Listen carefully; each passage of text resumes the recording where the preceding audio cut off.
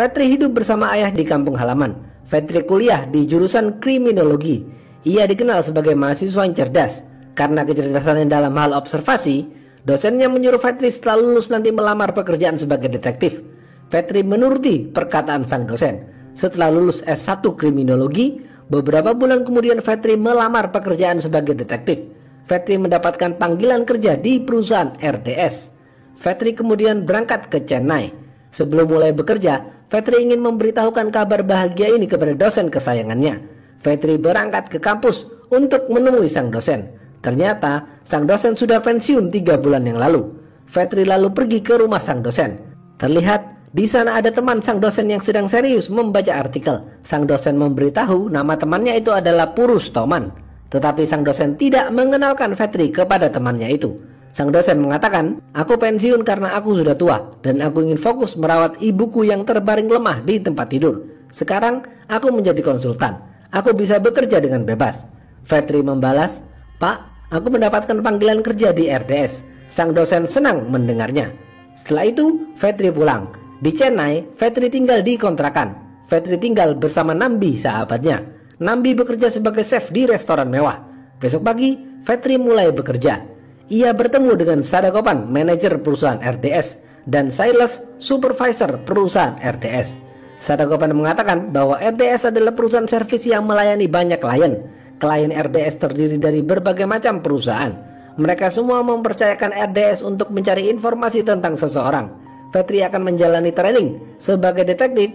Fetri dilarang menggunakan handphone dan identitas Fetri tidak boleh diketahui orang yang akan menjadi target. Fetri diperintahkan untuk menggali semua informasi sedetail mungkin mengenai orang-orang yang ditunjuk Sadagopan.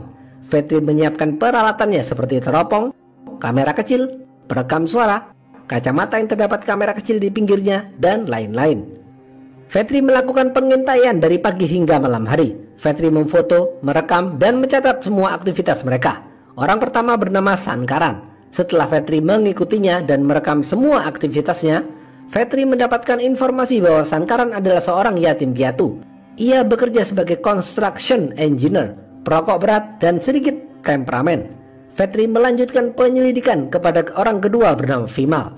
Vimal adalah yatim piatu dan tidak mempunyai keluarga. Ia bekerja sebagai IT profesional di perusahaan software. Ia terkadang suka nongkrong di pub bersama teman-temannya. Fetri masuk ke dalam pub dan mengintai Vimal menggunakan kacamata kameranya. Fetri juga menggunakan jasa orang broker informasi untuk mengecek panggilan-panggilan telepon Vimal. Besok pagi, Fetri mendapatkan panggilan-panggilan telepon Vimal beberapa hari terakhir. Semua informasi itu Fetri laporkan kepada Sadagopan. Sadagopan merasa puas dengan hasil kerja Fetri. Sadagopan lalu memberikan tugas baru kepada Fetri, yaitu mencari informasi tentang orang ketiga bernama Madhavan. Madhavan juga yatim piatu. Setelah mendapatkan semua informasi tentang Madhavan, Fetri melapor kepada Sadagopan dan Silas. Sadagopan memerintahkan Fetri mencari informasi orang keempat bernama Kannan. Fetri langsung mengintai Kannan. Saat Kannan berangkat kerja, Fetri naik ke atas apartemen Kannan.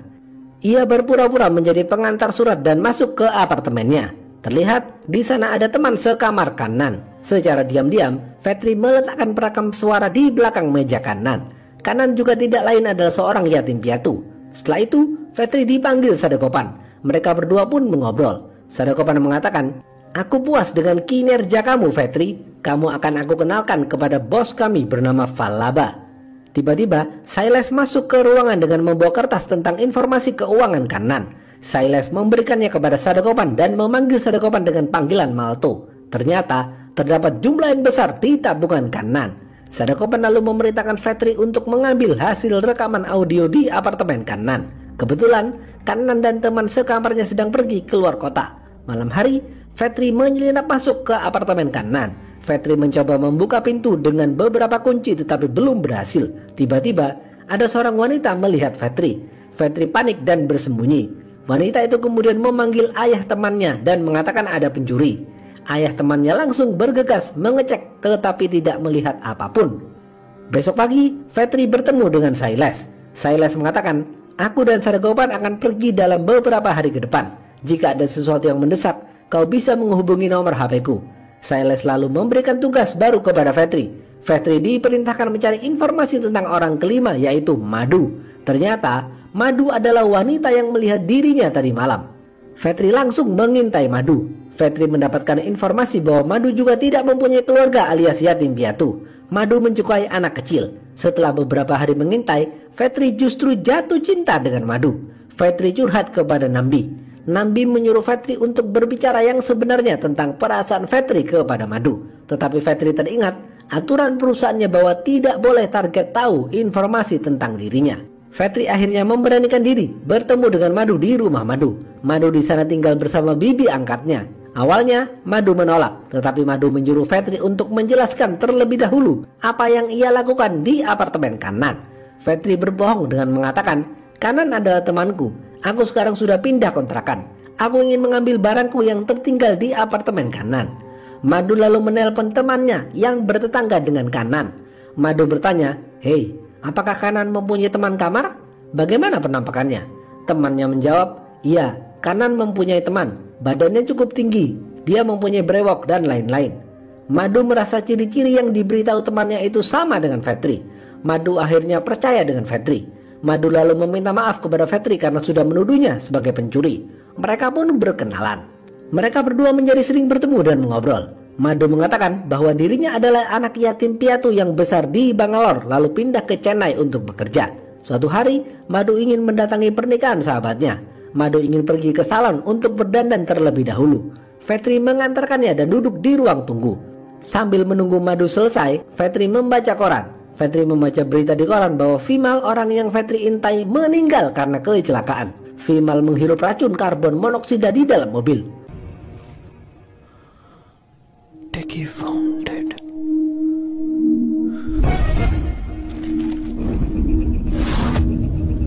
Fetri panik dan bingung. Fetri merasa ada yang aneh. Fetri langsung pergi meninggalkan Madu dan mendatangi warung terdekat.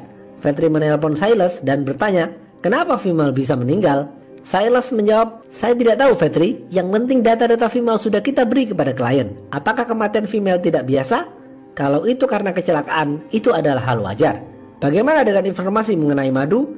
Apakah kau sudah menyelesaikannya?" Fetri dengan ragu-ragu menjawab, "Sudah Pak." Silas menyuruh data informasi Madu segera dikirim ke email Silas.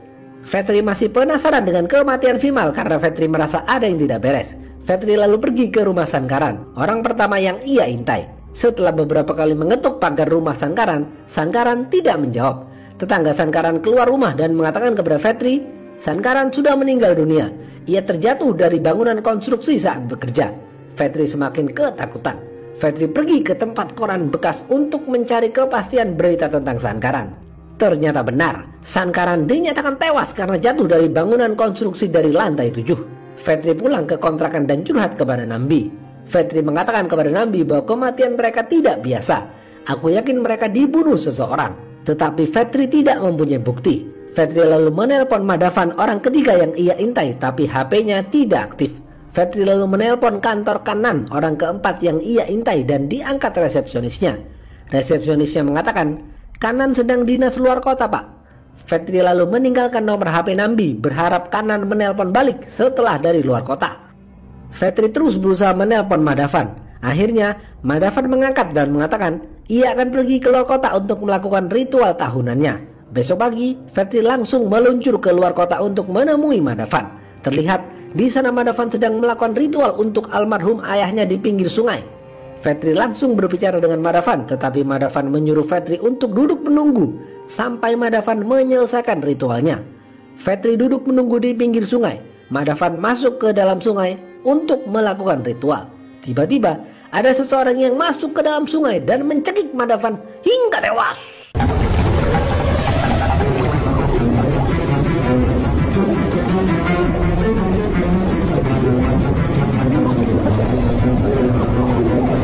Fetri langsung masuk ke dalam sungai untuk menolong Madhavan, tetapi terlambat. Madhavan sudah ditemukan tewas di dalam sungai. Fetri pulang dan memberitahu hal ini kepada Nambi. Tiba-tiba Kanan menelpon HP Nambi. Nambi memberikan HP-nya kepada Fetri. Fetri langsung berbicara dengan Kanan dan mengajaknya bertemu. Awalnya Kanan menolak karena tidak mengenal Fetri, tapi Fetri berhasil meyakinkan Kanan.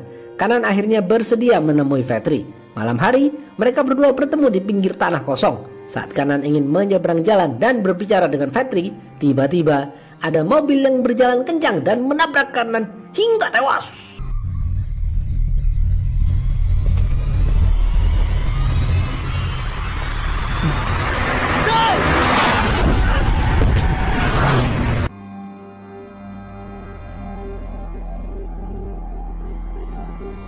Setelah menabrak kanan, mobil itu juga berusaha menabrak Fetri, tapi beruntung Fetri berhasil bersembunyi.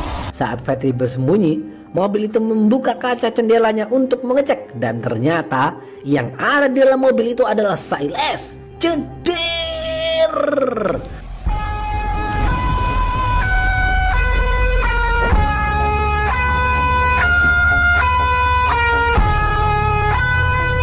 Fetri semakin panik. Fetri menyuruh Nambi segera pindah kontrakan sekarang karena Fetri takut terjadi apa-apa dengan Nambi. Fetri kemudian pergi ke rumah Madu untuk memastikan keadaan Madu. Setelah bertemu, ternyata Madu baik-baik saja. Fetri langsung memeluk Madu. Fetri membawa pergi Madu ke kontrakan barunya untuk mengamankan Madu. Tetapi Fetri belum cerita semuanya. Fetri sengaja meninggalkan HP Madu di rumah Madu agar Madu tidak bisa dilacak Siles. Kapolsek turun tangan untuk menangani kasus tewasnya Kanan. Kapolsek melihat rekaman CCTV mobil yang menabrak Kanan. Kapolsek juga mengecek panggilan terakhir HP Kanan. Sadekopan dan Siles mulai panik karena kepolisian melakukan penyelidikan terhadap tewasnya Kanan. Falaba memerintahkan Sadekopan dan Siles untuk menghilang beberapa minggu ke depan sampai keadaan tenang dan tidak membunuh Madu terlebih dahulu. Mereka semua khawatir Fetri akan mengungkap kejahatan mereka. Untuk sementara waktu, Siles dan Sadekopan tinggal di Malto. Dengan bantuan kurir kenalan Nambi, Nambi dengan cepat memindahkan semua barang-barangnya ke kontrakan baru. Untuk sementara waktu, Madu tinggal di rumah itu bersama Fetri dan Nambi. Malam hari, Fetri pergi ke kantor RDS untuk mengintai Siles dan Sadekopan. Tiba-tiba,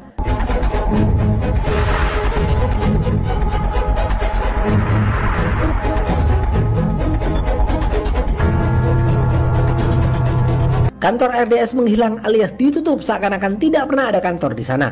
Fetri semakin dibuat bingung. Fetri pergi menemui orang broker informasi lagi untuk mencari tahu panggilan detail nomor HP Siles dan Sadekopan.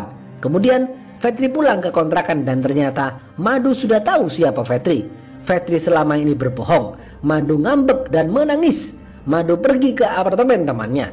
Padahal Fetri berbohong untuk melindungi Madu. Kepolisian mendapatkan informasi bahwa panggilan terakhir Kanan berasal dari HP Nambi. Kapolsek dan tim langsung melacak lokasi Nambi. Dengan bantuan kurir pindahan, Kapolsek dan tim menemukan tempat tinggal baru Nambi. Kapolsek langsung masuk dan membawa Nambi dan Fetri ke kantor polisi karena Kapolsek berasumsi Nambi adalah pelakunya. Dosen Fetri mendengar informasi bahwa Fetri masuk penjara. Besok pagi, sang dosen langsung membayar uang jaminan untuk membebaskan Fetri dan Nambi. Setelah bebas, Fetri menceritakan semuanya secara lengkap kepada Kapolsek. Mulai dari saat awal Fetri bergabung dengan RDS dan mendapatkan tugas untuk mengintai Sangkaran, Vimal, Madavan, Kanan, dan Madu. Kapolsek dan Fetri sepakat untuk bekerja sama memecahkan kasus ini. Mereka berdua mulai melakukan penyelidikan. Mereka berdua pergi ke kantor RDS yang sudah ditutup. Fetri dan Kapolsek bertanya kepada bocil yang bertugas mengantarkan teh ke kantor RDS. Bocil itu menjawab, ada 3 orang yang biasanya ngantor di RDS, Pak. Fetri yakin orang ketiga itu adalah Falaba. Fetri kembali ke kontrakan. Ia ditelepon oleh orang broker informasi bahwa ia tidak bisa menyelidiki nomor Siles dan Sadekopan karena nomor Siles dan Sadekopan adalah nomor VIP. Fetri terus mencari keberadaan Siles dan Sadekopan. Fetri teringat Siles pernah memanggil Sadekopan dengan panggilan Malto. Fetri searching di Google nama Malto. Muncullah beberapa web terkait nama Malto. Ada satu web yang menunjukkan Malto adalah tempat hall serbaguna yang biasa dipakai para pengusaha untuk mengadakan acara mereka. Di Malto juga terdapat penginapan mewah. Insting Fetri mengatakan Siles berada di sana. Fetri langsung pergi ke alamat itu. Setelah semalaman menunggu, ternyata benar. Fetri melihat Siles. Siles tinggal di Malto. Saat Siles masuk ke Malto, Fetri menyelinap masuk ke mobil Siles dan mencari petunjuk. Fetri menemukan alamat Siles. Setelah itu, Fetri bergegas keluar mobil. Siles ternyata lupa sesuatu di mobilnya. Siles kembali ke mobilnya dan mendapati suratnya terbuka. Siles yakin ini pasti ulah Fetri. Siles pulang ke rumahnya untuk mengecek. Fetri langsung menuju rumah Siles. Sesampainya di sana, Fetri menelpon Kapolsek agar segera datang menyusul. Kapolsek memerintahkan Fetri agar menunggunya dan tidak masuk duluan. Kapolsek langsung meluncur ke rumah Silas. Karena tidak sabar, Fetri menyelidap masuk ke rumah Silas. Fetri berada di lantai atas. Silas masuk ke dalam dan langsung ke kamar atas melewati tangga. Fetri mendengar langkah kaki seseorang panik dan bersembunyi. Fetri juga mengintip melalui gagang kunci dan ternyata itu adalah Silas. Silas masuk ke kamar sebelah. Di sana terdengar suara mesin tetapi tidak jelas mesin apa. Fetri kemudian berusaha kabur. Silas yang mendengar suara pintu langsung mengajar Fetri. Fetri jatuh tersungkur menuruni tangga. Silas dan Fetri terlibat baku hantam. Saat Silas ingin menusuk Fetri dengan pisau, Kapolsek datang dan langsung menembak Silas hingga tewas. Kapolsek memanggil tim forensik untuk menggeledah rumah Silas. Kapolsek marah dengan Fetri karena Fetri gegabah dan masuk duluan ke rumah Silas. Padahal Kapolsek membutuhkan informasi dari Silas. Sekarang mereka berdua harus menemukan Sadekopan. Fetri pergi ke rumah sakit untuk mengobati lukanya karena dihantam oleh Silas. Fetri teringat suara mesin yang ada di kamar Silas. Fetri ingin tahu itu suara mesin apa. Fetri ingin kembali ke rumah Silas. Setelah diobati, Fetri dan Nambi pergi ke rumah Silas yang sedang dijaga 2 polisi. Nambi memberikan 2 bungkus nasi biryani kepada 2 polisi itu. Dan 2 polisi itu mengizinkan Fetri masuk ke rumah Silas. Fetri masuk dan naik ke kamar atas. Di sana ada mesin penghancur kertas. Fetri yakin Silas menghancurkan dokumen-dokumen penting di mesin ini. Fetri membuka mesin itu dan tidak ada kertas apapun di dalamnya. Tetapi ada satu helai kertas kecil yang menyelip di samping mesin. Fetri mengambilnya dan melihat ada kombinasi angka di kertas itu. Fetri membawa kertas itu ke orang broker. Setelah orang broker melihat kertas itu, ia mengatakan ini adalah kertas kebijakan asuransi kecelakaan. Di kertas ini juga tertera watermark nama perusahaannya yaitu PNGC. Fetri memberitahukan hal ini kepada Kapolsek. Mereka berdua langsung pergi ke kantor PNGC. PNGC adalah perusahaan asuransi. Mereka berdua bertemu dengan salah satu kepala bagian atau kabak PNGC. Dalam hal ini, kabak tidak tahu apa-apa. Fetri memberi sehelai kertas itu kepada kabak. Ia mengatakan nomor yang bapak berikan ini adalah asuransi kecelakaan bernilai 2 miliar rupiah. Asuransi ini atas nama bapak Kanan. Fetri dan Kapolsek kaget lalu keluar sebentar untuk mengobrol. Tiba-tiba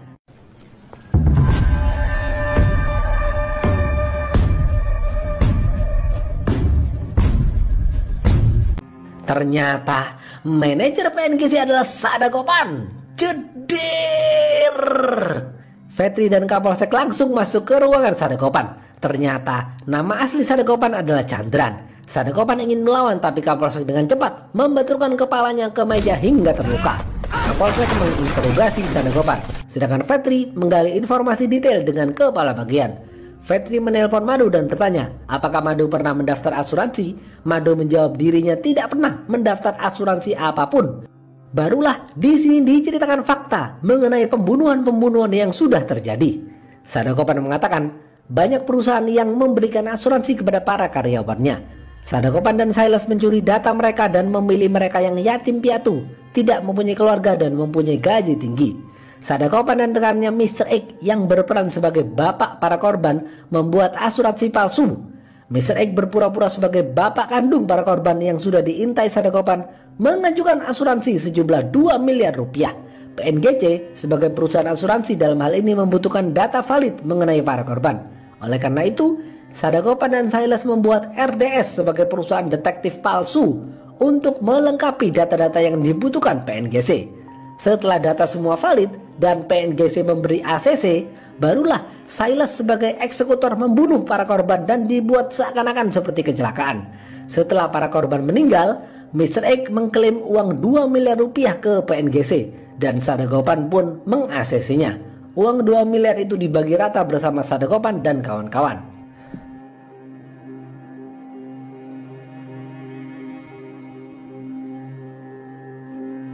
Fetri tahu bahwa Vimal tidak mempunyai keluarga alias yatim piatu. Fetri bertanya kepada Kabak, siapa orang yang mengklaim asuransi berjumlah 2 miliar itu?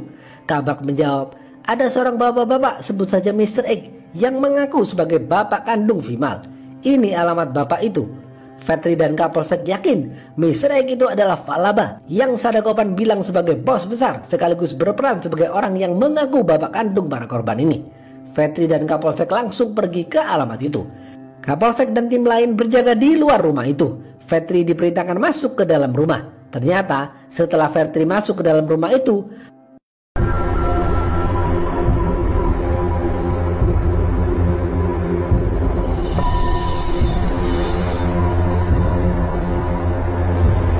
Mr. X yang berperan sebagai bapak para korban itu adalah dosen kesayangan Fetri.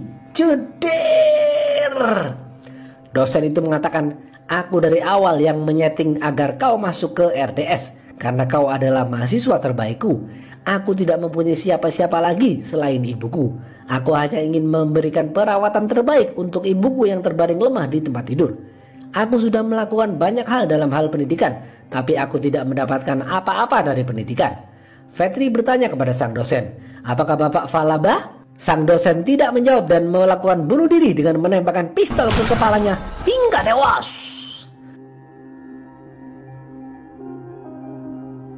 Fetri sedih dengan tewasnya sang dosen kesayangan. Fetri dan Kapolsek beranggapan sang dosen adalah Falaba si bos besar. Kapolsek akhirnya mengungkap kasus ini di media. Silas dan sang dosen sudah tewas, sedangkan Sadagopan berada di penjara dengan tuduhan pembunuhan berantai. Kapolsek dan Fetri senang telah menyelesaikan kasus ini. Fetri hidup normal dan berencana menikah dengan Madu. Suatu pagi, ada bocil yang mengantar koran seperti biasa di rumah Fetri. Fetri mengambil koran itu dan ada kartu nama yang terjatuh. Fetri melihat kartu nama itu dan ternyata